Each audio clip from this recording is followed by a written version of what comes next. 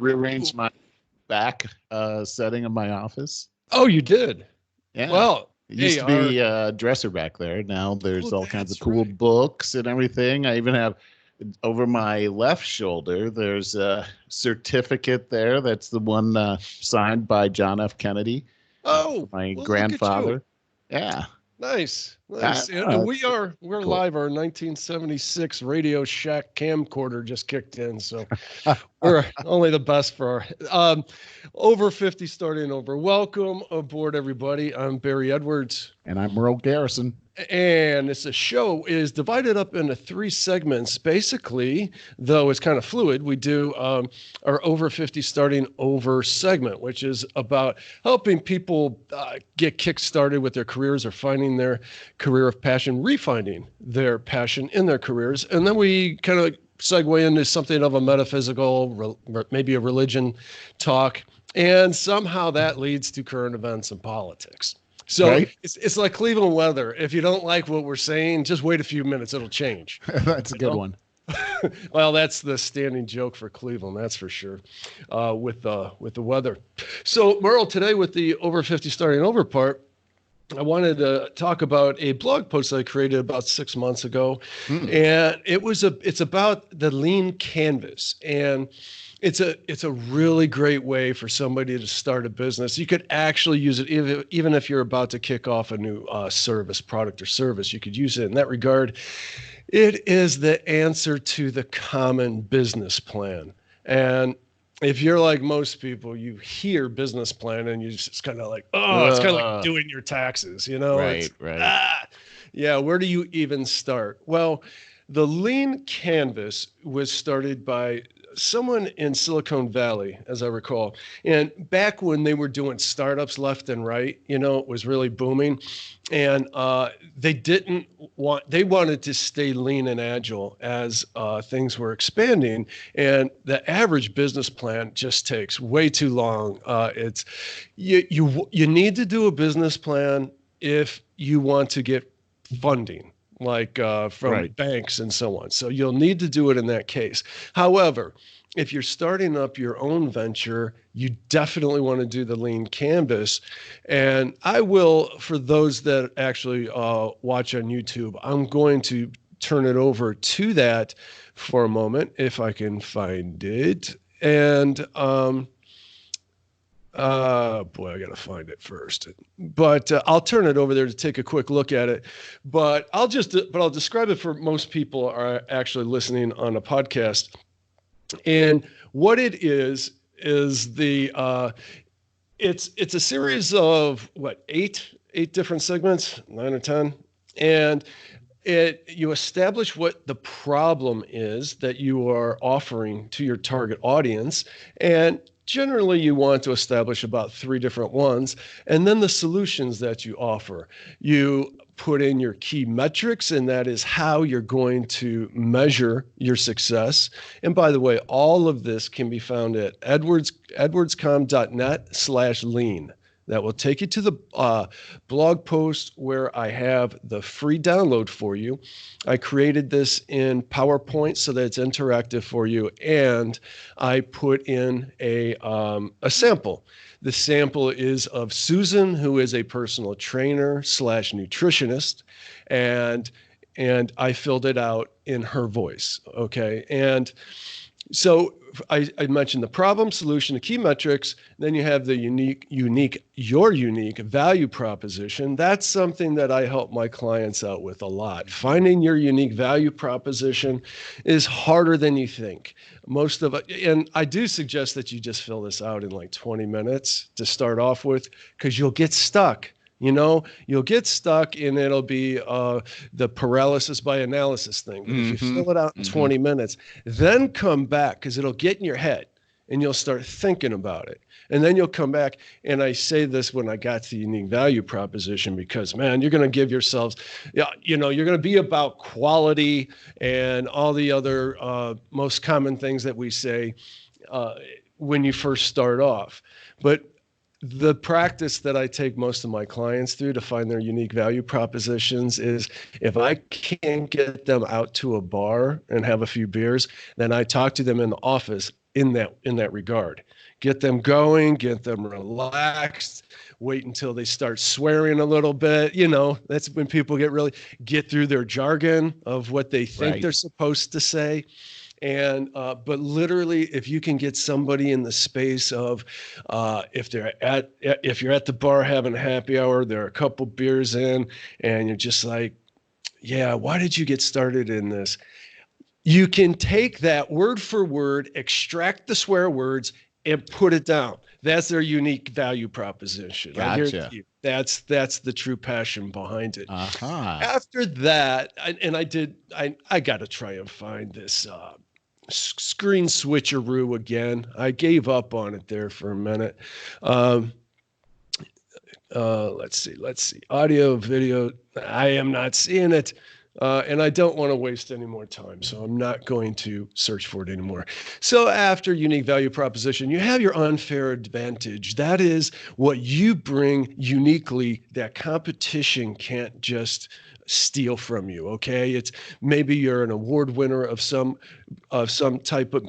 More probable, it's that you've had unique experiences that have led you to develop the solutions that you're offering. So you need to identify those. What channels are you going to use to find your customers, such as the example with Susan, the trainer and nutritionist. Now, first of all, her audience, she wants to target post-pregnancy women that are like 25 to 35 years old, have an income of like 100K plus a total family income, or the midlife crisis mom, 40 to 50, and about 120K. So we're trying to get a few different audiences here so you know exactly who you're talking to. And then she wants to do group fitness, group classes, and this is for people of a little bit less income, but they will come to a group class, women anywhere from 20 to 60 years old, but 50K to 90K is the household family income. So then if I didn't mention, you want to identify what channels you're going to reach out, you're going to find this target audience at, such as the local gym, Facebook ads, and word of mouth in this particular case. And then finally, at the bottom, you have the cost structure versus revenue streams. Quite simply, this is the cost structure is totaling up all of your expenses. And in Susan's case here, be like Facebook ads, budgeting for that, the hosting of her group classes, for the gym, car and gas, so car payment and gas that it takes to do the traveling she needs to. And in her case, that total the example is $13,600. Okay, versus revenue streams. Remember, you and I talked a few weeks back about having alternate revenue streams, not just one. And so if there's a couple different ways as an entrepreneur you can make money, such as teaching classes, as I did for so many years, and along with your one-on-one coaching, it's a must for most people. So in her revenue stream, she does the one-on-one. That's her mainstay. She can do 3 sessions a day at $90 an hour. That equals $5,400 a month. Group sessions, if she could do 15 people at $10 each, times the 2 weeks, that equals $1,200 a month. So as soon as you get that stuff down on paper, now you get to see, well, either I can increase my Facebook ads or I got to decrease some costs somewhere if you're not adding up to where you need to be. You need to use, very conservative estimates so that you're not going into debt. But all of these things are a great way to get you started on what you need to do to market yourself. First and foremost, it starts with putting that target audience down on paper. Okay. And like I said, 3 different segments of them. So you really get a feel for who they are, what they like, where they can be found, and what kind of money that you can get away with charging. And your unique value proposition, when you have that completely nailed down, okay, like me, as I do online marketing for people, that's such a broad thing to say. But what do I really do? What is my real niche? I create an online presence that is organic, that when when I identify somebody's unique value propositions, I position their niche services properly, and I increase their SEO, so they're getting search engine optimization. So they're Thank you. getting so they're getting as much organic traffic as possible. They're also converting those, as many of those as possible, before they're spending a ton of money on Facebook ads or Google AdWords and those kinds of things. Right. That's my niche. Okay. So this is my point. When you really know and understand it, what your unique value propositions are, then you can go out confidently. And first of all, it's going to be all over your website. If you're going to start doing Facebook ads, Google AdWords, now you know what to say in your marketing pitches. When you go out networking, looking to rub shoulders with your proper target market and so on, you know what to squeeze into the conversation. And it's always going to be something, oh, wow, okay, never thought of that. That's interesting.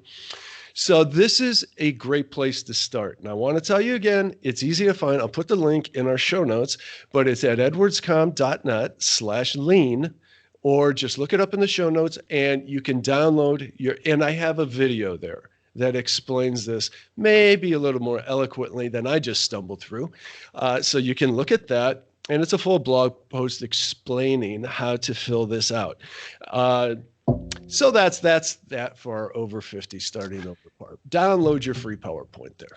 So I would imagine in working with people and putting together the business plan, you've used this this lean document before, Barry? Yeah, absolutely. In fact, I almost use it more myself for my own purposes than I do with a client. So I have to go through, as a matter of fact, I use my own. I don't mention this much. It is in the video on this blog post, though.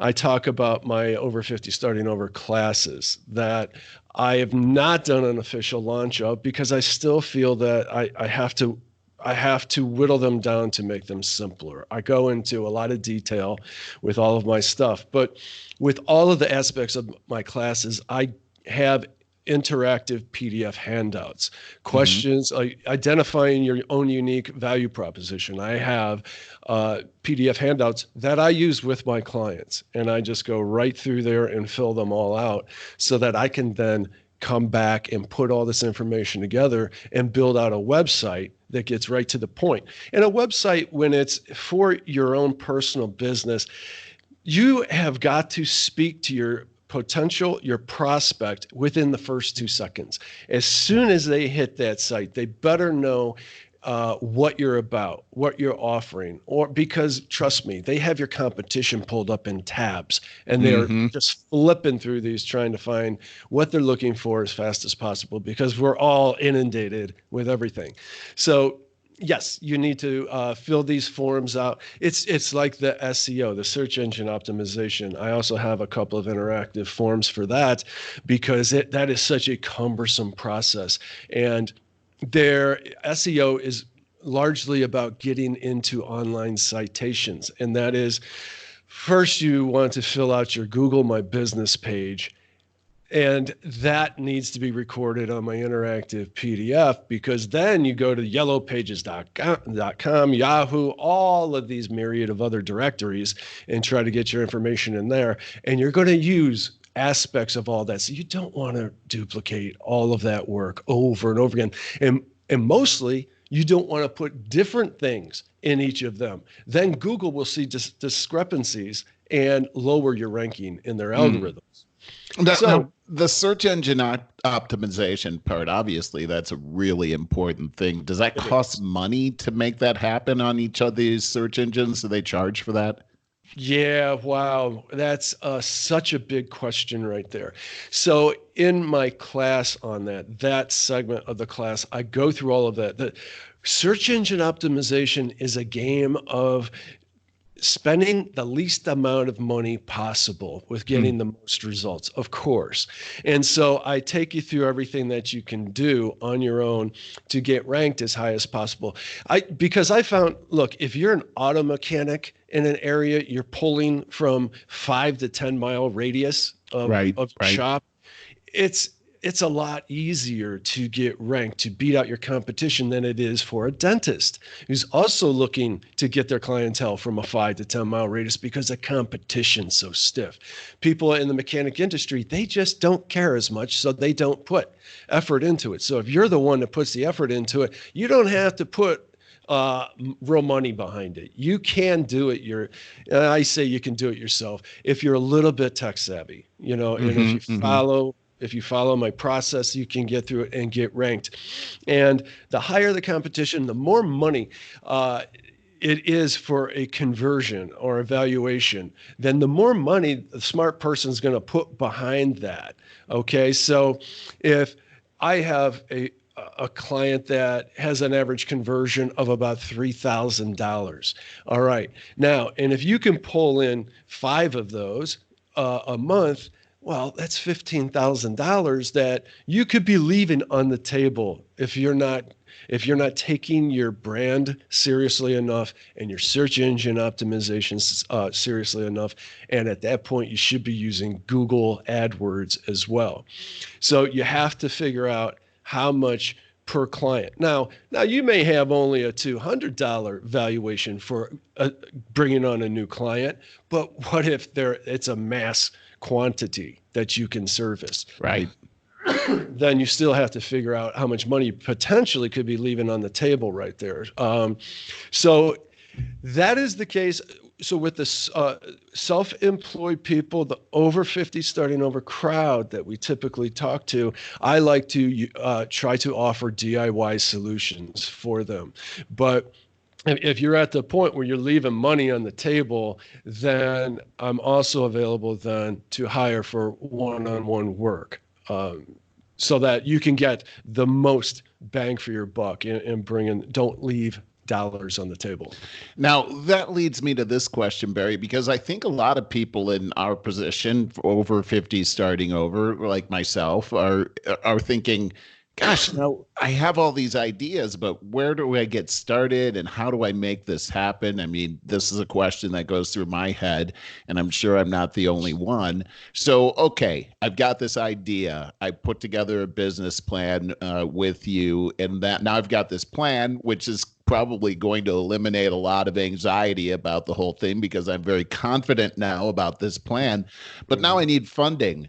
Where do I go for that? Oh, that's all over the place. Well, first of all, you can open up a couple new credit cards. That's what a lot of us do. And secondly, there's angel funding. If you have a very good, solid concept, then you can get angel funding, and you can find that through different organizations. Like last night, I was at a networking gig for Jumpstart. And I really like that organization. And there's other organizations like that around here in Cleveland, such as Team Neo, that these organizations are all about trying to help people get started, get on their feet. And they don't talk amongst themselves a lot. So I've been actively trying to get these people in the same room together. And they do things like walk you through this lean canvas that I'm talking about. They'll help you go through it. They will help you with set you up with, it's called angel funding. Okay. People that it's like Shark Tank. Almost everyone's seen the show Shark Tank, where you get in front of some investors, you give your pitch, and they will offer you X amount of money. And it's always at a cost. It's, and then, there's your local bank as well.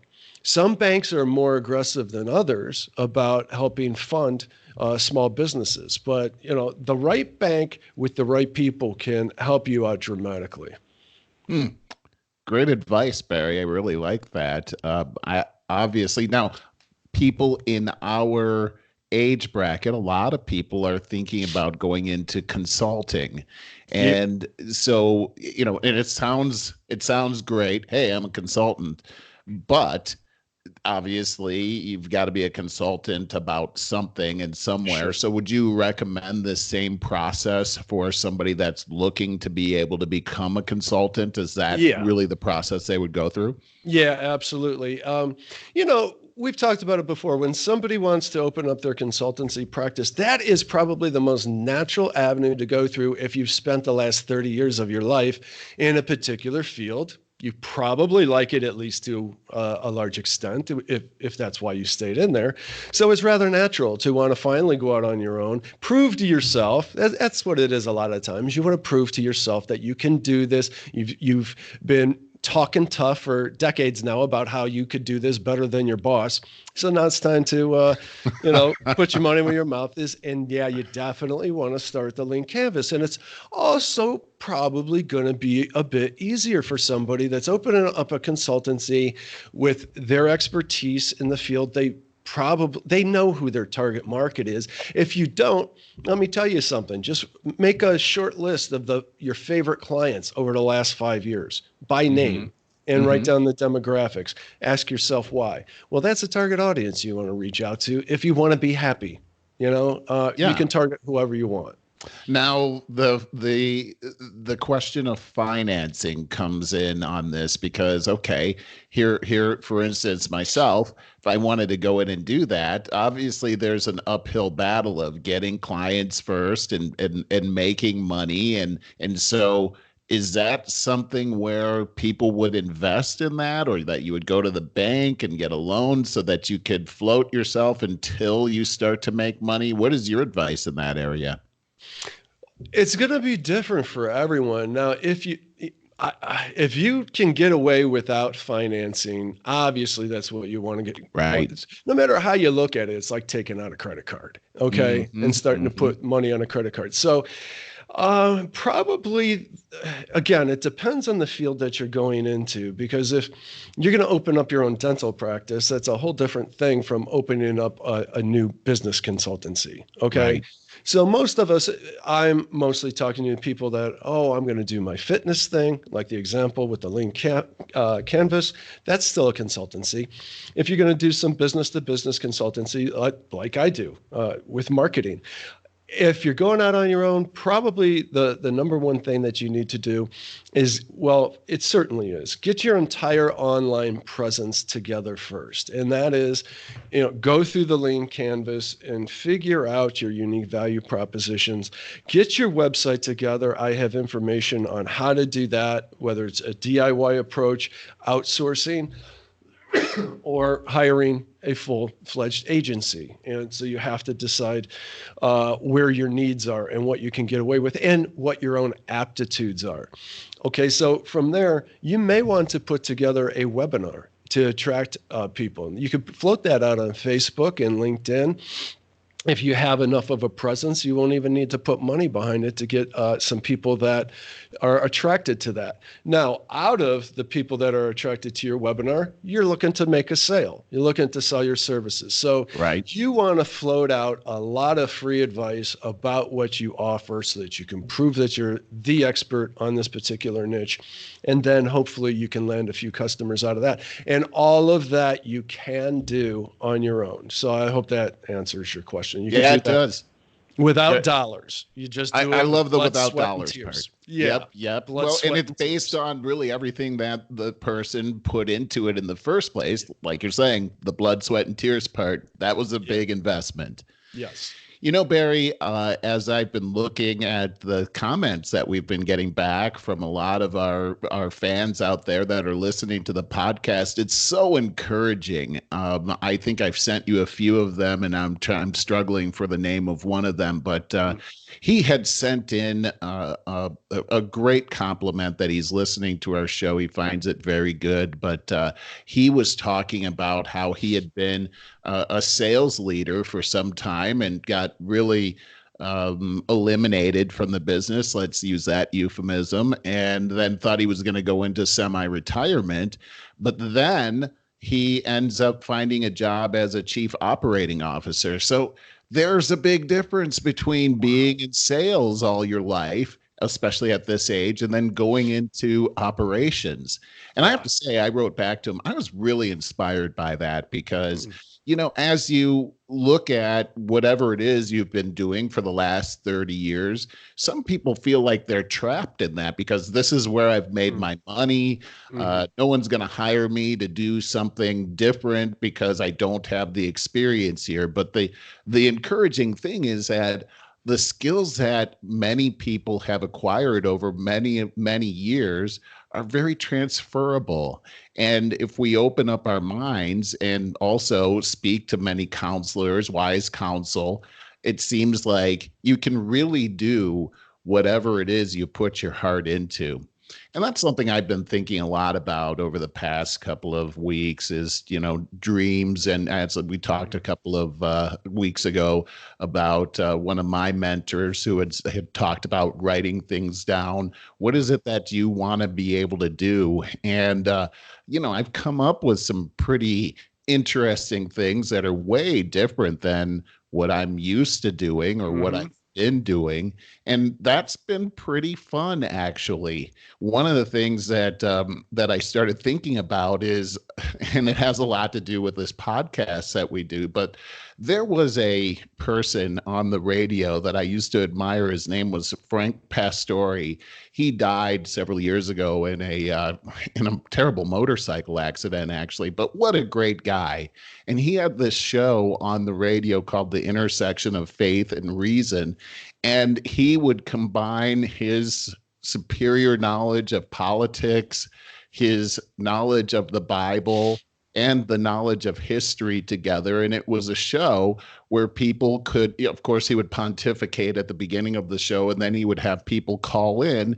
And many people disagreed with his premise, but he's very well prepared. And it was a very entertaining show. And when he died, it really left a void. There's no other show like that out there. And I started thinking, boy, that seems like something I would really love to be able to do. And Yeah. there's a void out there now. And so, but then it comes down to the how do you get started? And that's where your mind starts to or can work against you. It's the late at night where you're lying down and you're thinking, boy, I'd really like to do that. But then it's almost like a chorus of other voices come in and say, you can't do that. What are you thinking? That's ridiculous. And Yes. that's the hard part. That's the part that's hard to overcome. And what I have found is plugging myself into positive thinking mediums that help me to Yes. direct my mind into the right place. And I brought up this book. I sent you a couple of quotes over the week from the Power of Positive Thinking. And I was reading about this trapeze artist that had been teaching his students how the trade. I can't imagine like trying to learn this, but he had this guy. He showed him everything to do, and he said, "Okay, now jump up there." And the guy froze. He was like, "I can't do this. I can't do this." And the guy said, "Yes, you can, and I'll show you exactly how. First, throw your heart over the bar, and your body will follow." And I thought that was such great advice that really you've got to visualize it. You got to put yourself in that position and see yourself as successful first. And really it goes on to talk about how powerful the mind is. There was a quote that I read that says, be careful what you think about because that's what you're going to get. And when I really think about the things that I've been able to achieve and the things that I failed at in my life, I can go back to what it was that I'd been dwelling on. And so what a powerful thing that you're talking about in the beginning of this lean program, where you're writing these things down, which really focuses your mind in that direction and helps you to be very confident about whatever. Oh, there it is. It helps you to Yes. be very confident about what it is that you're doing. I've also found that, and it's biblical, that writing things down is a very powerful weapon against all of the anxieties and fears. I remember writing some things down about the successes I was looking to be able to get out of a company I was working for, Extension Healthcare. And I wrote down 7 outrageous things, like bigger than I could even dream. I wrote them down. And I put them on a 3x5 card, and I kept them on my desk. Every day I would look at those things. They seemed impossible. After 5 years of working there, when we sold the company, all 7 of those things had come true. And Wow. so it's an amazing thing. I just want to put that out there just because I know people are listening, and these are things that absolutely work. If they worked for me, guaranteed they'll work for you too. Yeah, that's great advice. Another thing that the author of that book you were talking about that he said that I like is I follow more Buddhist practices for the most Right. part in my spiritual practices, and so meditation. And for me, meditation is so difficult. I rarely sit somewhere and do the traditional meditation. But what I do, this is going to sound strange to people, is when I go to the gym and do my cardio, Mm-hmm. and I'm just on a hamster wheel, basically doing the same thing for, 10, 15 minutes or whatever. That's when I meditate. For one, I like it because my body is preoccupied and I'm burning off the nervous. You know how hard it is to sit there, sit still and clear your mind and meditate, and then try to visualize getting to the point that you were talking about, then trying to visualize about these positive things that you want to manifest. And that, well, there is no wrong way to meditate.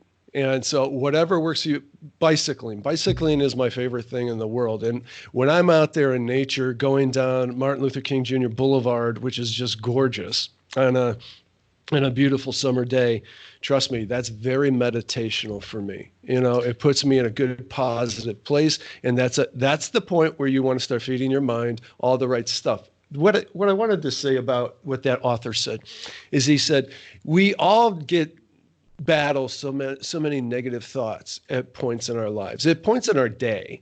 And so you need to quiet your mind in order to get rid of those negative thoughts, but you're going to fill your mind back up with something. So make sure it's positive stuff. Mm-hmm. I like that. I That do really too. stuck with me. I think that's so important, Barry. What you're saying is don't leave your mind a blank canvas, because if you do It'll get, that, it's almost guaranteed yeah. bad stuff is going to come in there. So, In our media, for sure. That's all they uh, throw out at you. absolutely. Mhm. Great stuff, Barry. Really love Yeah, that. yeah. I think this is really helpful stuff. If we want to segue I into think we our should. more metaphysical part, last week I threw out there, one of these days I wanted to touch on UFOs, and you were like, "Yeah, you want to talk about that Yeah, stuff?" why not? I Yeah, think why that's not? fun. Why don't you go first? Sure.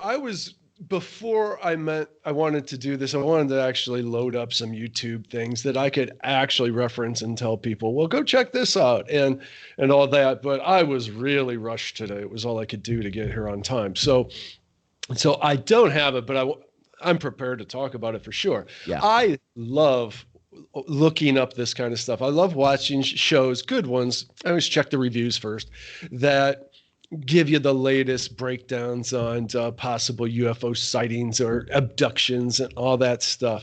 And do I believe in that? I don't know. I don't know. I tend to, because there's just too much evidence out there, like strong evidence. But at the same time, I'm a healthy skeptic. Like, can most of these things be government experiments? And I think a large part of them can be. But you know what? I always remember a headline it was from like the 50s, sometime in the 50s, in the newspapers, man, all over the place, like all over the world. There's pictures of flying discs all around the White House.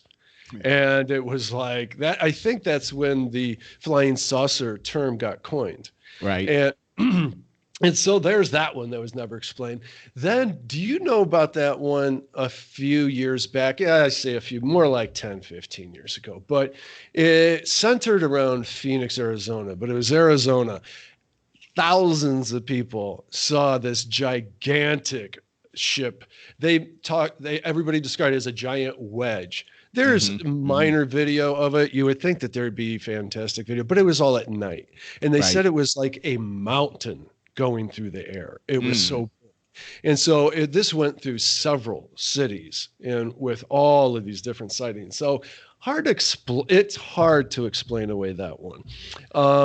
But you and I briefly talked about there's military footage out there now that has been released, and you can look up the YouTube videos, and there are several different ones, and then there's a lot of specials that have come out in the last 10 years or so of a lot of retired government officials, astronauts, and people like that have come clean and said, you wouldn't believe the stuff I've seen, and then describe it. So there's a lot of evidence out there, but I don't know what to do with it all, but I find it fun. I definitely find it fun. What's your take on all this? Well, I have to admit that growing up, I've always been fascinated by this as well. In fact, funny story, the first speech I ever gave, and I love giving speeches. I love getting up in front of people. I love the attention. And I was in fifth grade, and my first speech was on UFOs. Interestingly, my teacher had decided to videotape these speeches, which is almost cruel and unusual. Your first speech, and it's going to be on a videotape, and you're in fifth grade. And I remember I had my note cards in front of me. I was going to talk all about this. And within about 10 seconds, I started to have a panic attack, and I thought I was having a heart attack. And I grabbed my heart, and I ran away from the podium. Really? That's a big story. You never told me that. I ran out into the hallway, and my teacher came out there to counsel me. Well, when I came back, there was a guy in our class that was sort of the AV guy. He was playing over and over again, clutching my heart after I mentioned UFOs and running out of the room. And they were saying, I almost wish I hadn't heard this, but they were saying, it looks like the aliens beamed down something to affect his heart. And he had to run out of the room. So that story's hilarious. You never told me that. How did you go into sales and become such a gregarious, extroverted person after that? Okay, that's a good question. That made me angry that happened, and that they all made fun of me. And this is the type of personality that I have, is that anything that seemed too hard for me, it was like, I'm going to prove that I can do this. And so I started to work on that and put myself in that position more and more, until it became something that I was used to, and then something that I could almost brag about. So it's almost everything in life. Whenever something, it's almost like, okay, I know my wife is watching, but if you tell me I can't do it, guaranteed I'm doing it. It's gonna happen. But that was my first experience. Always been interested in UFOs, and I have to admit, there's something that's happening up there.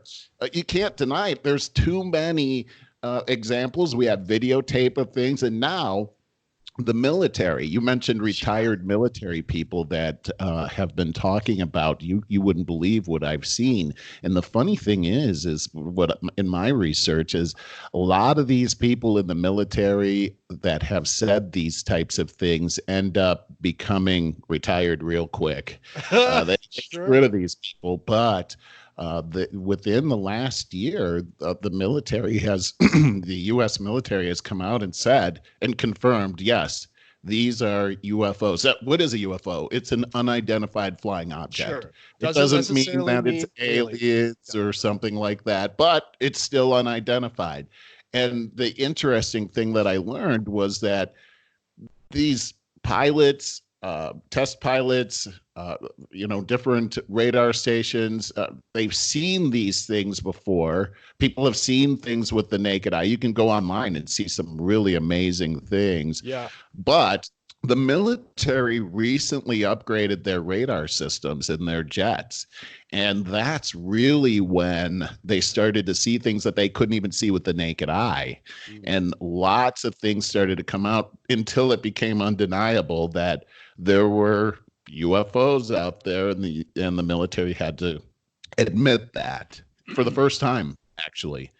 And I'm looking at that and thinking, okay, well, what does that mean? I tend to believe what you had said, or I want to believe what you had said earlier, that these were maybe some type of secret military I think type some of are. technology. But the interesting thing that I learned from some of the videos I've seen is that it is physically impossible I was going to bring for this up.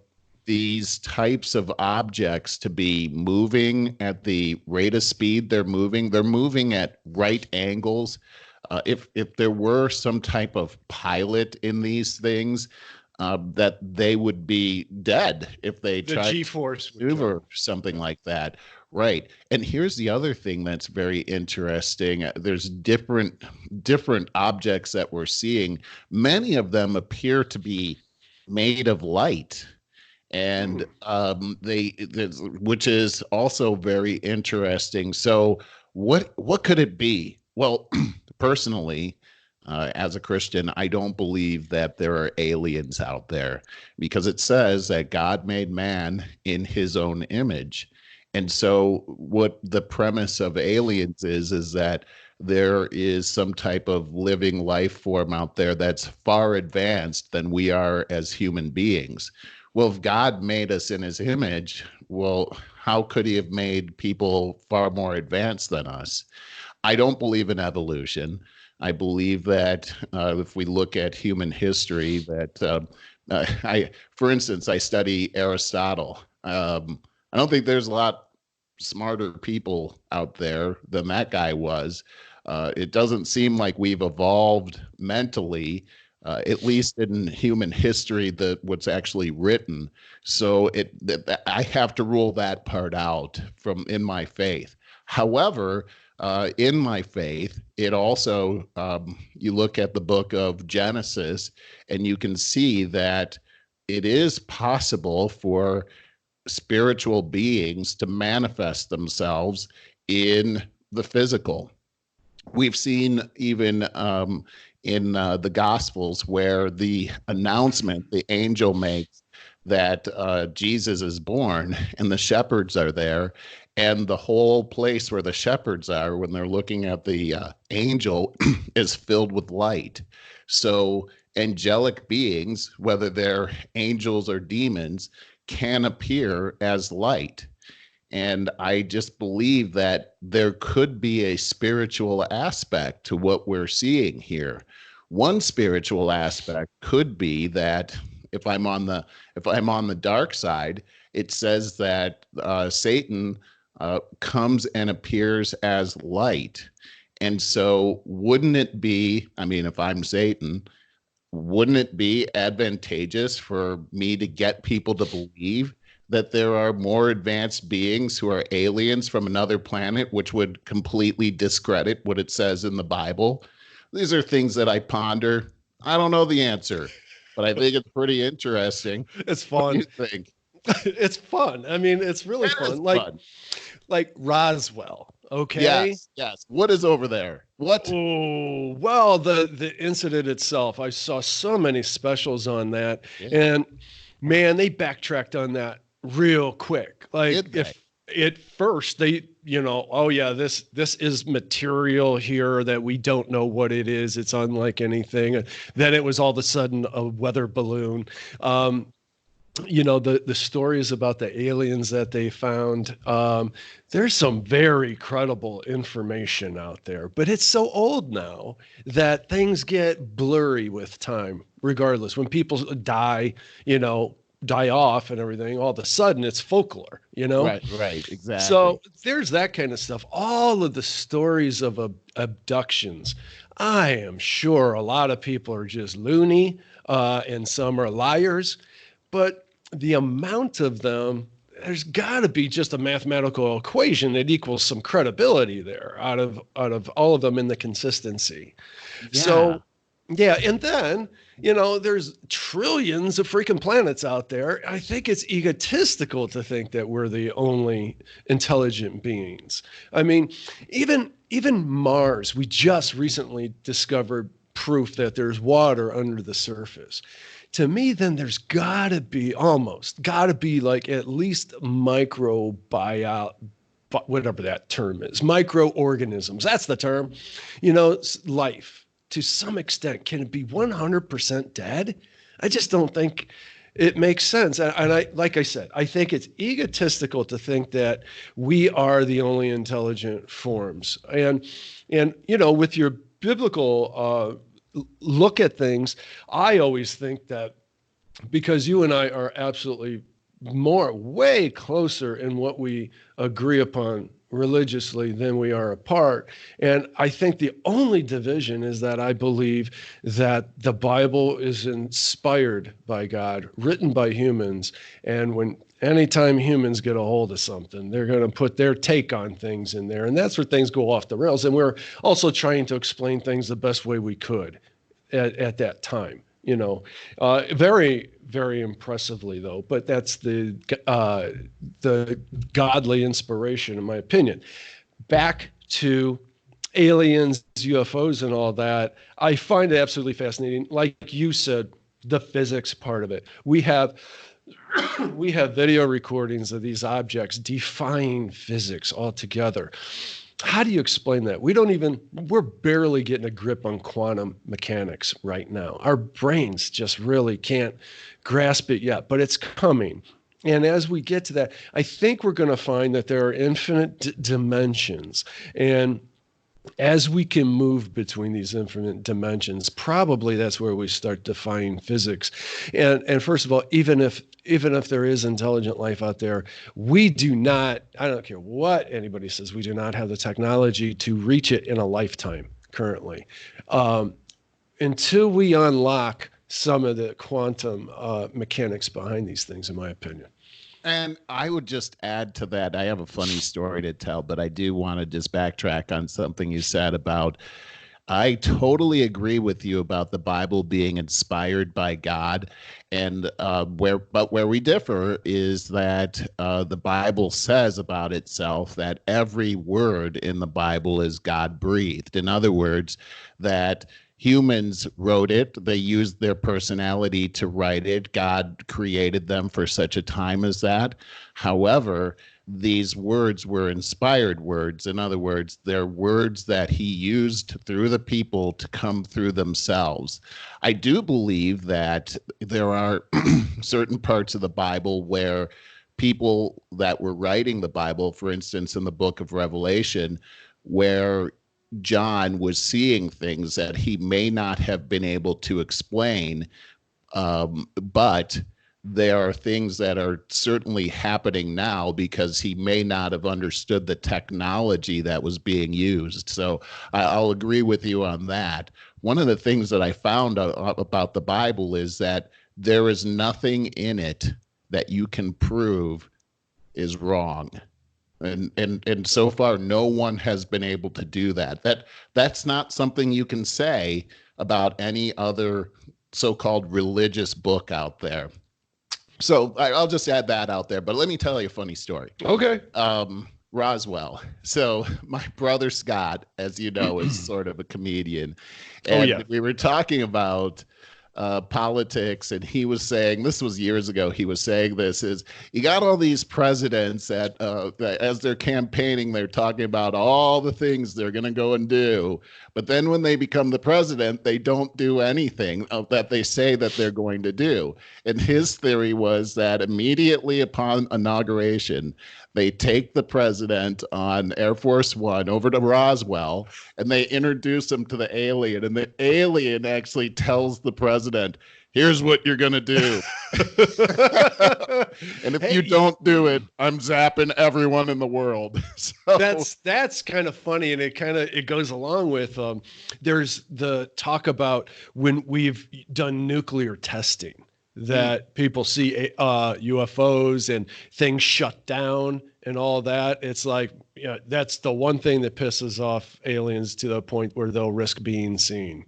It's interesting you're saying that, because I'm a big World War II guy, and my brother introduced me to what's called the Foo Fighters. Of course, there's a band called Foo Fighters. They're named after this.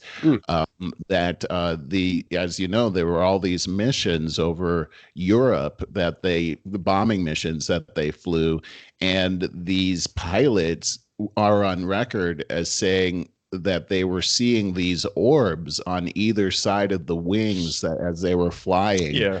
and they called them Foo Fighters. So, I mean, this goes back for a while, and Mhm. it seems to me that most of this happened starting in the 1900s going forward.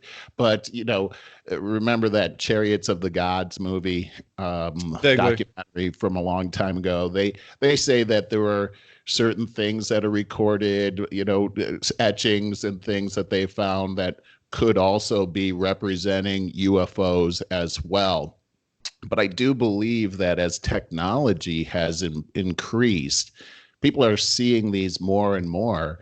And I've not seen one before, but you look online and there sure is a lot of information about this, and a lot of really spooky videos out there too. Yeah. Of course, Yeah. people could make this up, but when the military shows you this type of thing, that lends a lot of credence to the reality that something's out there. There's just too many people, highly credible people, in very important positions that attest to having contact with the UFOs, having seen the actual technology. Let me ask you quickly. Okay, clearly the government has admitted to covering up past projects, the Project Blue Right. Book and all that. They've Right. admitted that. Why do you think the government is always trying to deny the having this technology, having found UFOs, having proof of it, having maybe seen or captured an alien? If that is true, why do you think they have always been so dead set on denying that? Well, as I said earlier, I don't really believe that they've found any aliens, Yeah, I but said hypothetically. I do believe that technology is and this kind of leads into our current event segment Sure. as well. Mhm. I do believe that it's important for the military to be able to keep things under wraps so that our enemies wouldn't steal those types of secrets.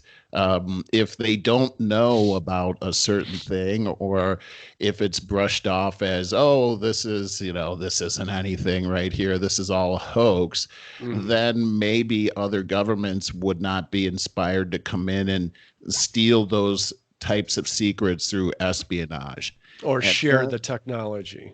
right. Mhm. We talked about the Space Force Mhm. a few weeks ago, which I found very interesting, especially when it comes to dealing with China and how China has actually put a lot of resources into their own Space Force. Yeah. In fact, that they're currently developing cruisers and battleships for space. And as I mentioned before, these types of battleships could take out our satellites, which would destroy our Cripple us. communications here. We wouldn't be able to communicate. They can take down our power grids from there. They could actually take solar energy and beam that to any point on the earth to empower our enemies against us. And like you said, it would cripple us. So Mhm. this is why the president, has insisted on developing our own space force. But if you start looking at China in the news lately, there's some pretty startling things out there that are going on right now, Barry. I don't know. Yeah, I think the coronavirus might take care of that. The Half coronavirus joking. but at the same time, the coronavirus is on the top of my list because I don't know if you've been paying attention A little lately. bit. Hmm. There is speculation out there. The original speculation was that the coronavirus started from the Chinese food market in Wuhan, where people are eating bats. I don't know if you'd heard that before, No. but that seemed to be a viable answer to why this coronavirus started. However, recently the Chinese scientists themselves have come out and said that no, that is not where the coronavirus has started. Now, I didn't know this until this week, but there is a super lab that's located right there in Wuhan, and the lab I don't know if you knew this, but most of our drugs, our pharmaceuticals, come from China, especially antibiotics. And so there's a lot of laboratories and testing that is going on. And this super lab in Wuhan is a pathogen lab. So they study viruses. And there is speculation that possibly the coronavirus started there. Now, I'm not saying that nobody is saying that they created it on purpose to kill people or they created it on purpose to use against their enemies, although those are possibilities. And we've seen that type of thing in the past. However, the interesting thing is that the Chinese government will not allow an international force of scientists to come into Wuhan to help study this and where it all started. In other words, the Communist government of China is keeping everybody out of there so that they can't take a look at that. Of course, that raises a lot of red flags as to, okay, what really is going on? And I don't know, have you seen any videos out there of how the coronavirus is being enforced in China? I did a week or two ago. I told you about it, that I was pretty impressed that they were erecting a hospital that was like over the weekend. Right. That was to house like 1,000 patients. So at now least they're doing that. Yeah, that's pretty cool. But I've also seen videos now where they are forcibly removing people from their houses and dragging them into beating them and then dragging them into different vans and taking them away. I've also seen where the military is marching up and down the streets with sticks to beat people with. I've seen people being beaten over there as well. I mean, the Chinese government is a communist government, and they don't really care about what the people think. They only care about their own government and the elites that are in the government. So there's some very interesting things that are happening as we take a look at the coronavirus, not to mention some very interesting revelations that have come out. Let me back up and say all these things about Wuhan, the super lab, these things have caught the attention of our own government, and we have people that are very much speculating about what do we do about this whole thing, because as we look at how we've outsourced so many things to China and how the coronavirus has shut down so much of China, this is going to have a dramatic impact, if this keeps going on our own economy and our own way of life and our own ability to be able to help our own people, especially when it comes to pharmaceutical drugs. So it's very interesting. And we look at, well, what caused all this outsourcing? And we know the answer to that whole thing, our economy and manufacturing, all those manufacturing jobs, 90% of that went over to China, cheap labor over there. Companies are making higher profits because they're able to get that cheap labor from China. And now we're in a pickle because we've moved all those things over to China. And so these are the issues that we're looking at. However, there's some other interesting things. Recently, we found out that the institutions of Harvard and Yale are accepting multiple hundreds of millions of dollars in investments from China. And now it seems interesting. Why would that be happening? Why would China be investing in this, especially when we've seen, I think it was Harvard in the news, that's been accused of discriminating against Asians coming in and not getting preference, even though they have the higher grades. So why would China be investing in this? Well, there's a program out there called the 1,000 Talents, and it's a program that was initiated by China to get Chinese people, and in particular here in the United States, into high-ranking positions within the United States to be able to send whatever their discoveries are back to China. And we're seeing this especially in the universities. There was a professor of chemistry out of Harvard that was just found out that he actually runs the science department there, that he has been doing research and being paid handsomely for research scientific research that he's been secretly sending back to China. And we're seeing this happening not only there, but also in Yale. Texas A&M just did a research on this to find out, are there professors that we have that are also being paid by the Chinese government? And sure enough, they were able to find 5 people volunteered. Yes, we're being paid by the Chinese government, which Wow. means that there's many more that's happening as well. So we're seeing these things. The last thing I'll say is here in California, we have one of the largest pension programs, state pension programs in the United States.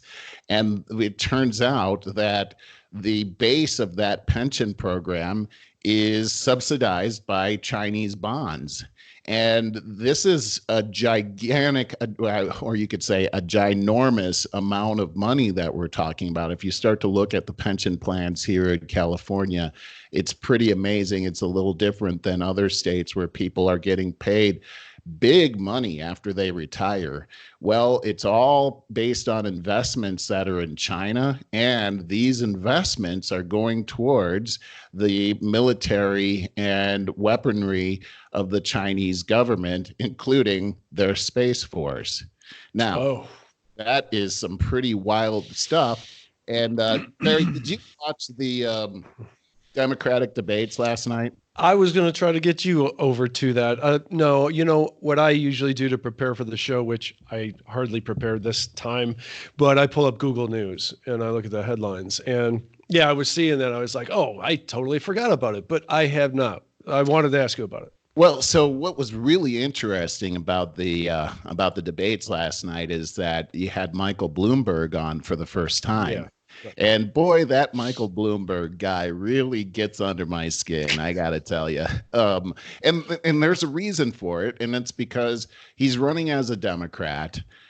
He's spent $421 million on advertising already. The next closest person on that stage is Bernie Sanders, who has spent 40 million, and the next closest is Joe Biden, who spent 12 million. So the next closest hasn't even been able to spend a tenth of what Mike Bloomberg has been able to spend. Now, in order to win the Democratic vote, you have to have the black vote. You're not going to win if you don't have the black vote. Now, when you take a look at Mike Bloomberg, that means he's got to be able to get the black vote in order to win. And he's putting all this advertising out, especially regarding gun violence and how, I don't know if you saw some of the commercials during the Super Bowl where there was a Mike Bloomberg ad where this woman, her son was killed by a gun, and if Mike Bloomberg's plan actually worked, he would still be alive, and kids are getting killed. Well, it turns out that this woman, she lost her son. It's terrible. But her son was about 21 years old. He wasn't a kid. And it was because he was involved with a gang, and it was gang violence. And that's really what the problem was.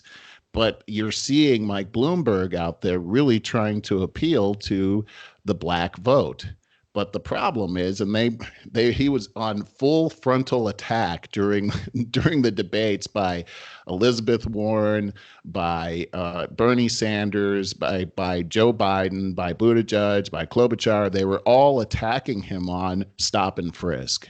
And if you remember stop and frisk, his idea was the crimes are being committed by minorities between the ages of 15 and 30. So throw those people up against the wall, frisk them. Well, he tried to defend himself yesterday by saying, yes, he believes that was wrong. He's sorry about that. However, the murder rate was about 600 murders a year in New York. And as a result of stop and frisk, he was able to cut that in half. Well, that sounds good, and I'm all for cutting the murder rate in half, but when you violate the Constitution and people's unalienable rights to be able to accomplish that, then I'm not for it.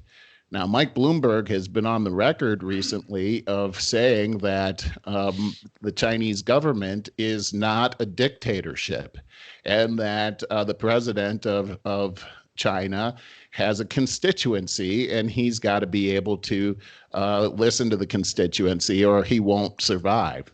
Well, that's just wrong. And why would he say that? Well, I did a little bit of research and found out that Mike Bloomberg literally has billions of dollars invested in the Chinese market, billions of dollars in Chinese bonds.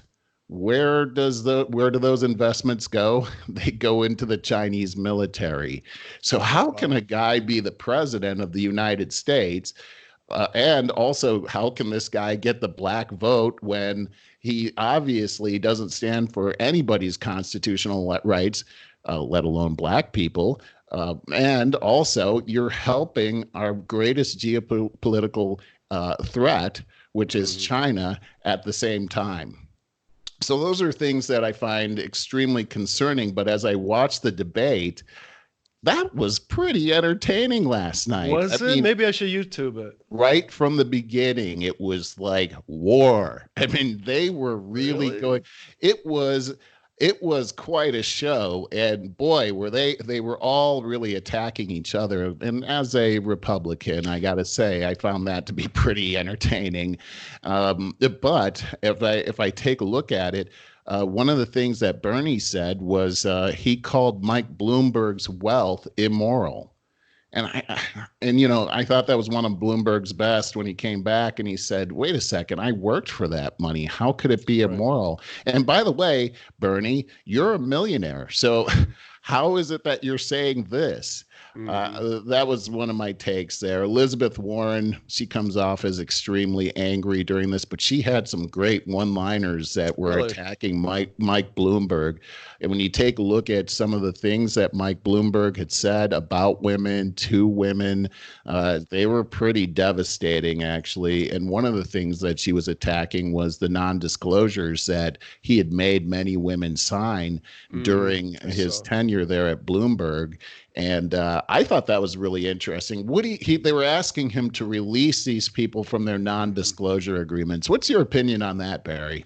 Well, I only just heard of that today, so I don't have the facts behind it. Like I said, I think I should go back and YouTube that. It sounds like I should. It sounds like it was entertaining enough. But I do want to say, as discombobulated as the Democratic Party has been, the last thing they needed was Bloomberg to throw himself into this mess. Because he is just, So they'd be very smart to temporarily align and beat the hell out of him.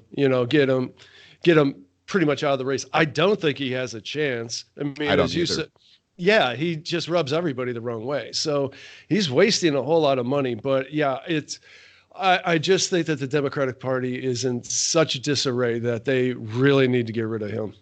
Well, some people have suggested that Mike Bloomberg may not even be trying to be the president. He's trying actually to just get Trump out of the office, because if you look at his policies towards China, they're hurting his business. Yeah, that's very interesting, and you're also right about that. I didn't put that together. One last thing I'll say is Joe Biden. I kind of felt sorry for Joe Biden last night. I always do.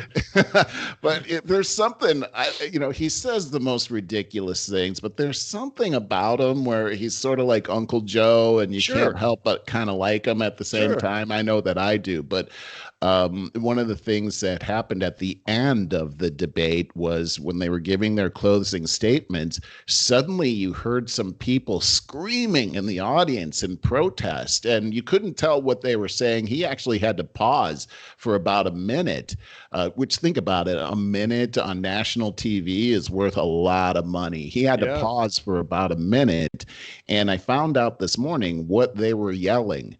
Let me just go back and say this, that within the last week, Joe Biden is on the record as saying that the Dreamers, the first thing that he's going to do is he's going to make them legal citizens.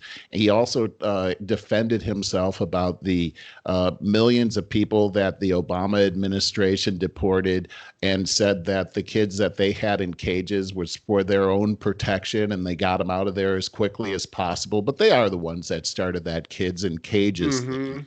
Well, that's what the protest was about. Those people were screaming, "You deported 3 million people," and they had to be dragged out of there. It seems to me like Joe Biden is done. Oh yeah, he was done a long time ago, in my opinion. Yeah, I think so too. But who do they got left? Bloomberg, I think we both can, and we got to wrap it up. We're at an hour and 9. But who do they got? Elizabeth Warren and Bernie Sanders?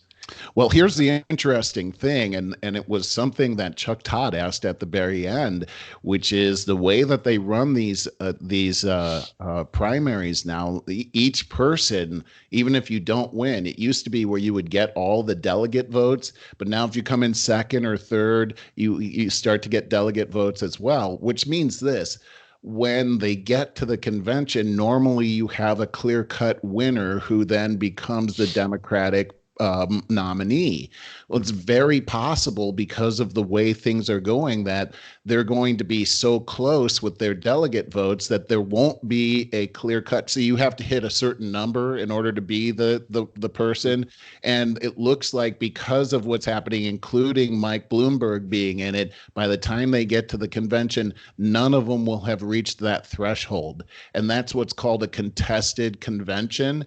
And that's when it's going to get very interesting. And that means that Mike Bloomberg actually does have a chance to win it, just like Bernie Sanders. And you can't rule out Joe Biden or Warren if they can hang in there.